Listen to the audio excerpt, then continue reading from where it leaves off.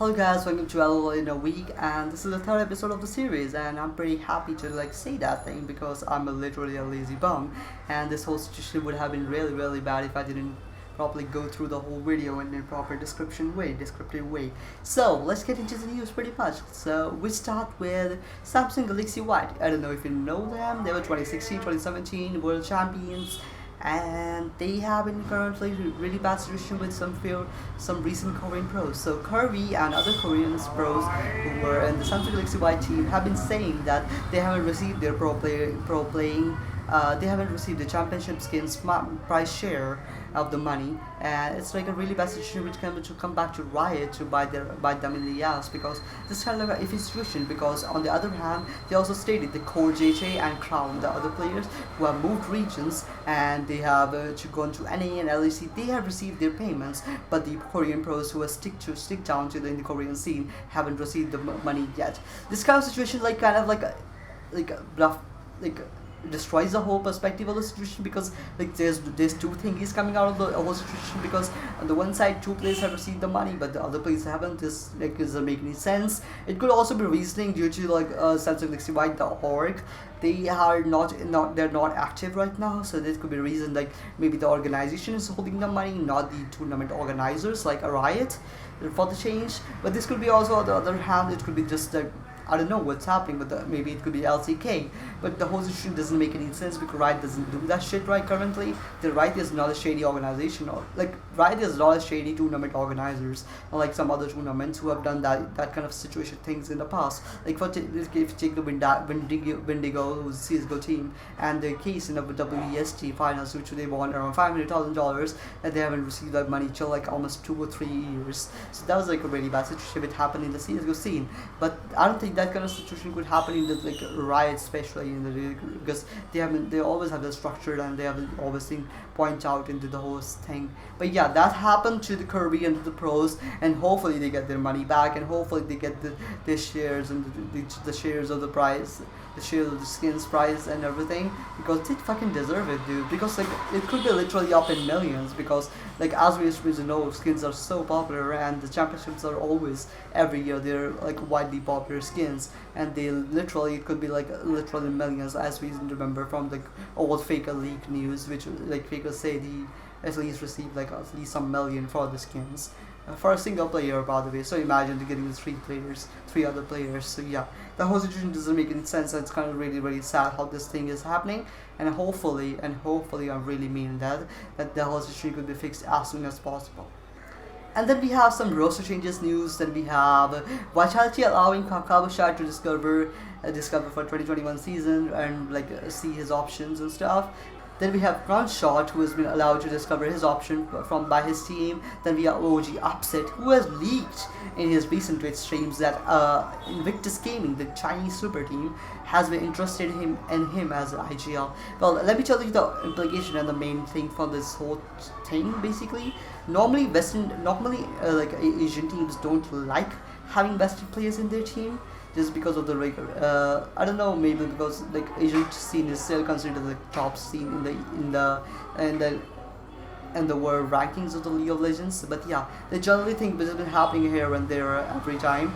But yeah, Asian teams normally don't like taking the Western players. But Upset saying that they might be interested in him, or they are heavily interested in him. It's maybe an implication to increase his market value. Maybe he just want to leave the team and want to see his options in the future part, and just want to increase his market value. So whenever he goes to another team, he gets paid much more money and stuff like that. Or it could simply just be Invictus Gaming is actually interested in him and he wants to go into the team too. But there's still no proper confirmation from the Invictus side or any other esports proper research sources. So yeah, I will still say take it as a grain of salt, because whole situation doesn't make any proper implicated sense. But hopefully we know that, and hopefully this thing is actually true, and we can see a Western player, the level of Upset, to be going to the other team in the Chinese scene, which is literally the brand you just named the team, which is Invictus, and going through and doing something over there. That would be very interesting to see how the thing is happening. Then we have on the final world news, which we have, I was saying that Alice has been saying that some of the pros are not allowed, or like have the restrict they have a restricted access to the Chinese super servers, and kind of doesn't make any sense because Chinese super servers were literally the largest servers in the world of the Chinese region, and their rank skill and skill level of the rank level is so high compared to any other server that it's literally the dream of every pro player to like at least test them out in the professional scene over there and work out their whole situation over there.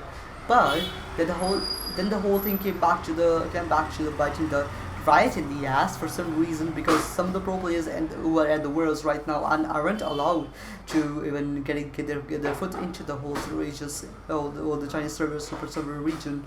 But there's no proper reason why this is happening. Some people saying there's could be possible due to Tencent and Riot release and stuff like that, because they multiple own the both server and they're not allowing the Western players to get into this, or it simply could be the fact that there's too many skilled players in the circuit. But that also doesn't make any sense, because that happens because whenever you move regions, then there's a world at the region, so that thing normally happens. And then also there could be some really reasons like just players are not allowed, player not at level. Whatever this is happening, there's no proper definition justification from the right side, and the whole situation doesn't make any sense to me. And this should be allowed to do that, because it's literally everybody's like dream, or everybody's like ability to like do that and like showcase themselves and fight themselves in that region, and like see how they scale up to the players, to scale up to the pro players, and scale up to the local natives in the region. But also like Korean teams and some other European teams are stuck into the Korean servers, and they have been using Korean servers for practice, because they have been not allowed to participate into the Chinese super servers, or they have been stick down to Chinese servers, the normal ones. But yeah, whatever thing is happening just doesn't make any total sense, because whatever the fuck is happening, I don't know fucking know. But yeah, this thing has been happening lately with the whole World's 2020. Then also we have in the final news of this one, this in a week, we have Samira has been released in this recent patch, 10.19, 10.20 I would say, I remember probably, it's probably 10.19 or 10.18. Samira has been released, and she was instantly nerfed by the Riot, because as you know, every new champion which Riot releases is fucking broken. But I don't know why Riot doesn't test it properly all year. And like they say they are testing it in the PvE, but they are really not doing anything except testing it. Properly tested amounts of how it will work around it proper way, so we don't have to go through the whole situation again and again with every champion being a fucking broken little mess. Like you literally nerfed Aphelios 20 times since he's been launched. What do you want to do do you want to do this with Samara too? Like seriously dude, like fix this bullshit before like it hits the proper servers. And yes, Samara has been nerfed again. Well, nerfed first time in like instantly after hours, or probably just one day. And it's kind of like a really bad situation is happening in the Riot, in the whole system of the champion release and whatever the fuck they're trying to do.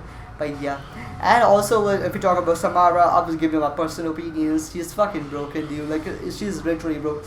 We were playing one for all, and we were literally 11-2 in the earlier like 10-15 minutes, and we were against Jin versus Samara, and they literally they're so fucking broken. They literally counter rolled us, and like they rolled over us, and we were like 13-15 in the end. Like I don't know how this whole thing makes sense, but yeah, this champ is fucking broken. Like trying to fix this fucking champions, dude. Right? What the fuck are you trying to do here?